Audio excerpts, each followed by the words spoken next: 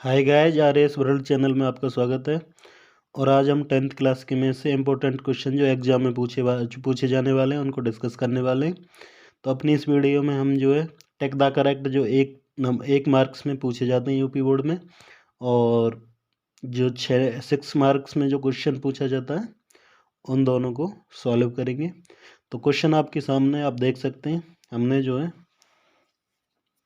कई टॉपिकों में से एक एक टेक द करेक्ट लिया है जो कि 1 नंबर में यूपी बोर्ड में पूछा जाता है। तो जैसा कि पहला क्वेश्चन टिक द करेक्ट है, इसमें पहला क्वेश्चन है, एक मीनार की ऊंचाई 20 मीटर है, जमीन पर बनने वाली इसकी छाया 20√3 मीटर है, सूर्य का उन्नयन कोण ज्ञात करो। तो ये पहला क्वेश्चन है।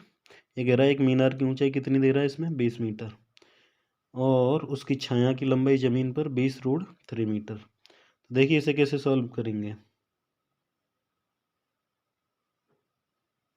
तो देखिए ये क्वेश्चन बहुत इंपॉर्टेंट है।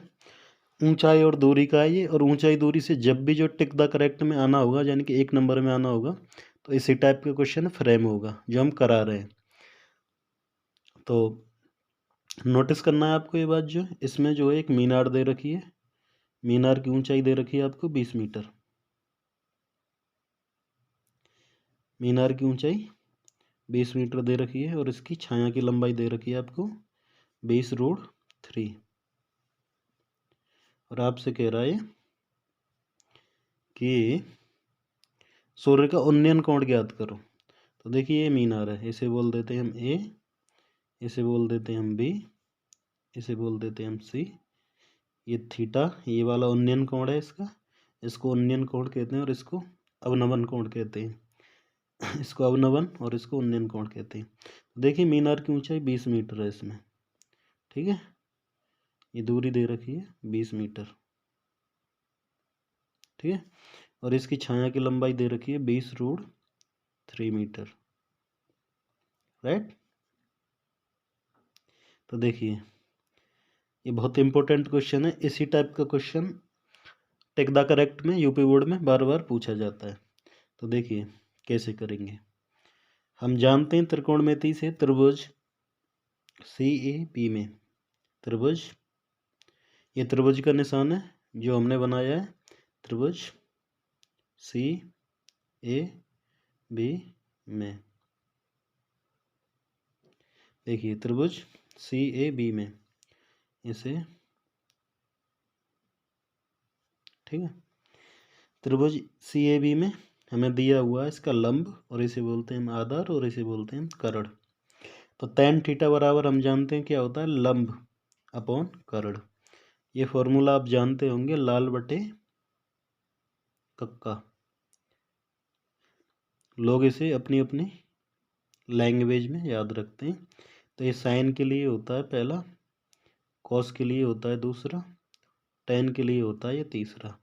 मतलब ये साइन के लिए होता है लंब अपॉन लंब बटा कर्ण, कॉस के लिए वो होता है आधार बटा कर्ण, ए से आधार के से कर्ण, और tan के लिए होता है लंब, एल से लंब और ए से आधार। तो साइन के लिए लंब बटा कर्ण, कॉस के लिए आधार बटा कर्ण, और tan के लिए आप देख सकते हैं लंब बटा में आधार। तो tan के लिए ये वाला लंब और ये वाला आधार, तो tan लेंगे हम यहाँ पे जो है, तो tan थीटा बराबर लंब अपॉन आधार, राइट। तो देखिए tan थीटा बराबर लंब कितना है इसमें 20, आधार कितना है इसमें 20√3। इससे ये कैंसिल आउट, ऊपर क्या बचा 1 बचा ऊपर, नीचे इसका क्या आ जाएगा √3। तो देख सकते हैं 1 में √3 किसकी वैल्यू है, ये tan 30 की वैल्यू है, राइट। तो इसे हम लिख सकते हैं tan theta is equal to tan 30 अंश। और देखिए tan से tan कैंसिल आउट, तो यहाँ पे थीटा बराबर आ जाएगा 30 अंश। कितना आ जाएगा, तो देखिए ये आंसर है हमारा 30 अंश, ठीक है। अब इससे अगला क्वेश्चन है, इसे सॉल्व करते हैं।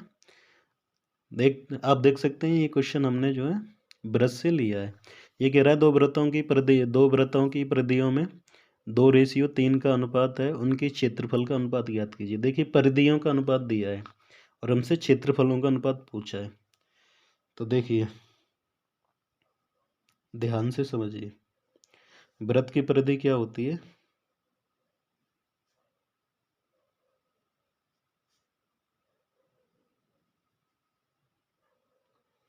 वृत्त की परिधि होती है 2 पाई गुणा R is equal to 2 pi R, right. अब देखिए वृत्तों की परिधियों का अनुपात है, यानी कि वृत्त 1 और वृत्त 2 की परिधियों का अनुपात है 2:3। वृत्त की परिधि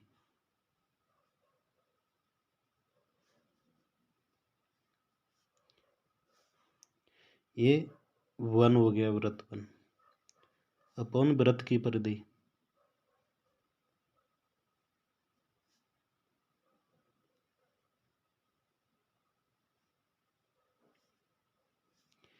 ये 2 हो गया। वृत्त 1 की परिधि हो जाएगी 2 पाई r1, वृत्त 2 की परिधि हो जाएगी 2 पाई r2 और अनुपात दे रखा है 2/3। देखिए 2 से 2 कैंसिल आउट, पाई से pi cancel out.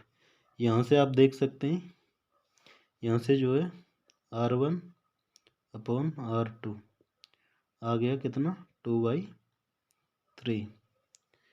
r1 upon r2 2/3 आ गया। यहाँ से हमसे क्या पूछा है? क्षेत्रफलों का अनुपात पूछ रहा है हमसे। तो देखिए यहाँ पर जगह कम है, तो आप देख सकते हैं वृत्त का क्षेत्रफल क्या होता है, उसका फॉर्मूला क्या है।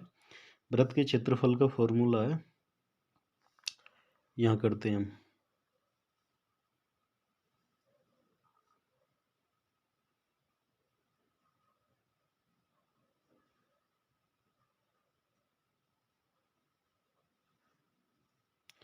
वृत्त का क्षेत्रफल होता है पाई आर स्क्वायर। क्या होता है? पाई आर स्क्वायर। तो दोनों वृत्तों का क्षेत्रफल का अनुपात हमें बताना है, तो अनुपात क्या आ जाएगा? पाई r1 का स्क्वायर अपॉन पाई r2 का स्क्वायर। पाई से पाई खत्म, आंसर आ रहा है r1 का स्क्वायर और r2 का स्क्वायर। पाई से पाई खत्म हो गया, तो r1 का स्क्वायर r2 का स्क्वायर, ये क्षेत्रफलों का अनुपात है। क्या है? क्षेत्रफलों का अनुपात। r1 और r2 की वैल्यू है 2/3, तो इसका क्या हो जाएगा? स्क्वायर हो जाएगा। कैसे? 2 का स्क्वायर 4 और 3 का स्क्वायर 9, तो ये आ जाएगा 2/3 का स्क्वायर। तो फाइनली आंसर आ जाएगा इसका, कितना आ जाएगा? 4/9। ये इसका आंसर है फाइनली, 4/9। अब इससे अगला क्वेश्चन लेते हैं। आप देख सकते हैं ये कह रहा है एक लंबवृत्तीय बेलन के आधार का क्षेत्रफल 9 पाई सेमी स्क्वायर है, तो उसके आधार का व्यास होगा। देखिए शेप पढ़िए आप, जो कौन सी शेप कह रहा है? बेलन, लंबवृत्तीय बेलन बोल रहा है। ऐसी होती है कुछ शेप बेलन की, ऐसे करके नहीं है, राइट। ये बेलन की शेप हो गई, और ये क्या हो गया? इसका आधार हो गया बेलन का। क्या हो गया? बेलन का आधार। तो ये कह रहा है एक लंबवृत्तीय बेलन के आधार का क्षेत्रफल। आधार का क्षेत्रफल आप समझ सकते हैं, एक जो वृत्ताकार शेप है आधार की, तो एक वृत्त का क्षेत्रफल हो गया। क्या हो गया? वृत्त का क्षेत्रफल। हल करते हैं इसे। तो देखिए बेलन के आधार का क्षेत्रफल,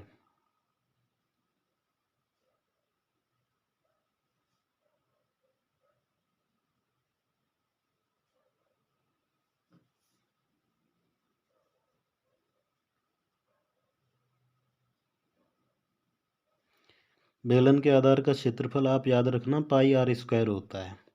यहाँ पे आर क्या है? बेलन की त्रिज्या। क्या है? आर यहाँ पे बेलन की त्रिज्या है। तो कितना दे रखा है? ये पाई आर स्क्वायर इजकल टू 9 पाई। देखिए आधार का क्षेत्रफल 9 पाई दिया है, पाई से pi cancel out, R square बराबर 9 और आर बराबर कितना आ जाएगा, ये रूट में 9, इससे स्क्वायर हटेगा और इस पर रूट आ जाएगा, क्लियर है। और रूट आ जाएगा तो 9 का वर्गमूल निकालेंगे हम तो कितना आता है, 9 का वर्गमूल 3 आता है, कितना आता है 3, 9 का वर्गमूल 3 होता है, राइट।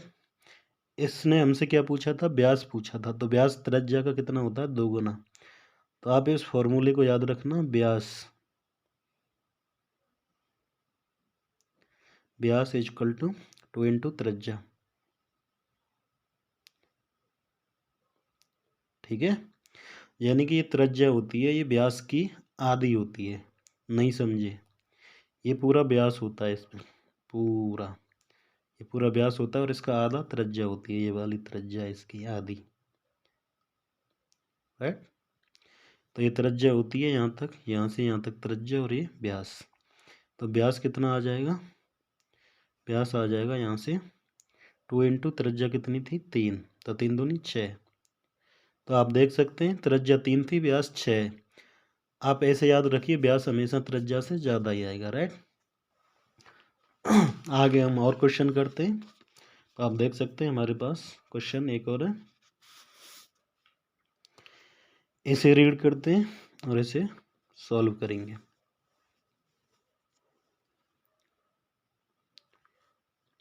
देखिए ये कह रहा है एक धातु के गोले का व्यास 6 सेमी है, गोले का व्यास 6 सेमी दे रखा है, गोले को पिघलाकर एक समान आकार का तार बनाया जाता है, तार की लंबाई 36 सेमी है, तो तार का व्यास ज्ञात कीजिए।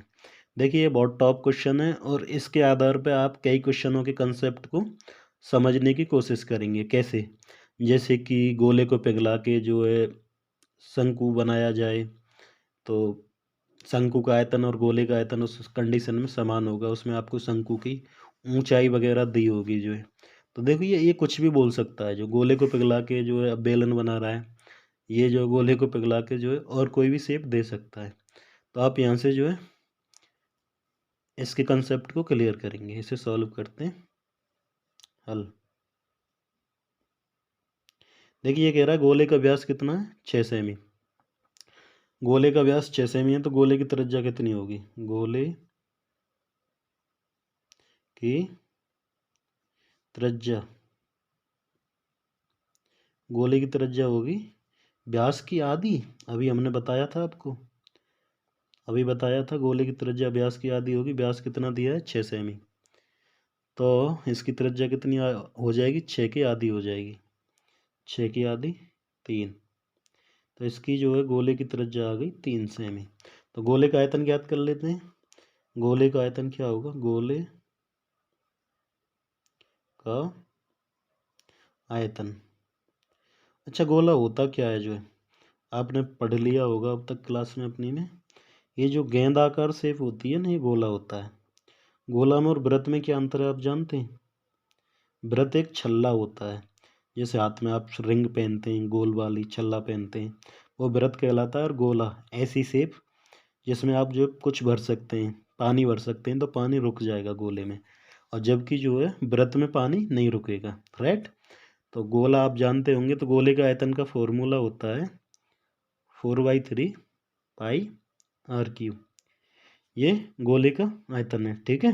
अब आर हमारे पास कितनी है 3 सेमी, तो गोले का आयतन कितना आ जाएगा यहाँ से 4/3 पाई, आर का क्यू करेंगे यानी कि 3 का क्यू, आगे से सॉल्व किया 4/3 पाई और 3 गुणा 3 गुणा 3, 3 से 3 कैंसिल आउट, और 3 दिया 9, 9 चौका 36 पाई, कितना आ रहा है 36 पाई आ गया। ये 36 पाई क्या है, ये आ रहा है गोले का आयतन। अब इस गोले को पिघलाया जाता है और पिघला के एक तार बनाया जाता है, तो इतना तो आप सोच ही सकते हैं कि गोले को जो पिघलाया तो पूरा की पूरा मटेरियल तार बनाने में लगा जो है, मतलब जो भी गोले का जो है लोहा था, जो भी धातु थी, जो भी धातु रही होगी, उसे हमने पिघलाया होगा, तो उसका आयतन सेम होगा, आयतन कांस्टेंट होगा और गोले के आयतन के बराबर आएगा। यानी कि गोले का जितना आयतन है उतना ही आयतन उसका भी होना चाहिए, किसका, तार का। समझ गए? क्योंकि पूरा की पूरा जो है गोला पिघला के तार बनाया जा रहा है, तो गोले का आयतन और तार का आयतन सेम होगा। तो प्रश्न के अनुसार यहाँ पे लिखते हैं हम, प्रश्न अनुसार लिखें। देखिए प्रश्न अनुसार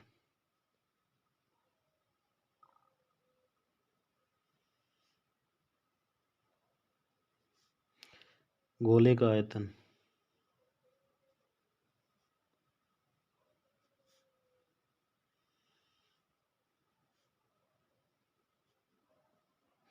बराबर होगा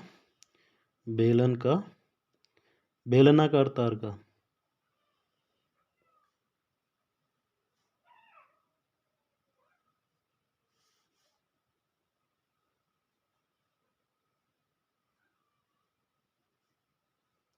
यही है, आप देख सकते हैं गोले का आयतन बराबर होगा बेलनाकार तार का आयतन। और गोले का आयतन कितना है? गोले का आयतन है 36 पाई। 36 पाई बराबर बेलन का आयतन क्या होता है? बेलन का आयतन होता है पाई आर स्क्वायर एच। क्या होता है? पाई आर स्क्वायर एच। ये एच क्या है? ये एच ही इस गोले बेलन की तार की लंबाई है। ऐसे करके कोई बेलनाकार तार है, ऐसे करके,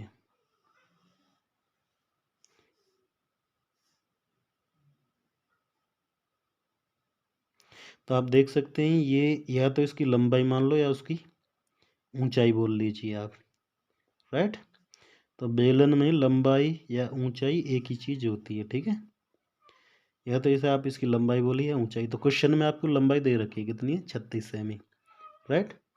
तो देखिए पाई आर स्क्वायर एच, एच हमें दिया है कितना? 36।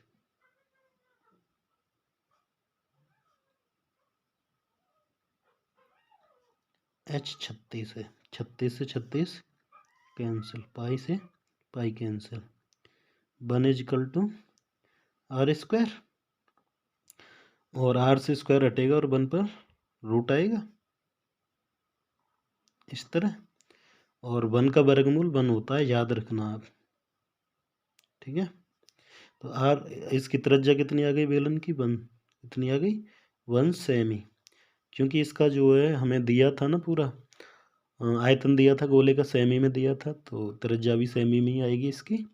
और हमसे पूछा था गोले सॉरी तार का व्यास कितना होगा, तो तार की त्रिज्या 1 सेमी है, तो व्यास कितना होगा? तार का व्यास होगा 2 इंटू आर, 2 इंटू 1, ये आ गया 2 सेमी, राइट। इस तरह के और क्वेश्चनों का हल देखने के लिए आप हमारे चैनल की प्लेलिस्ट RAS वर्ल्ड को देख सकते हैं। धन्यवाद।